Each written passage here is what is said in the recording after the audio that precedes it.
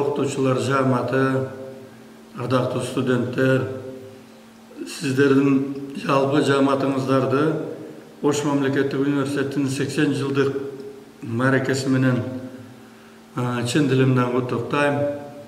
Мага Ош мамлекеттик университети 1968 жылдан бери анын тарыхы белгилүү. Докторлук диссертацияны коргоого, мага бардык аспирантурада, докторантурада илим иштерими аяктоого жакшы шарт түзгөн университет катары мен ыраазычылык билдирем.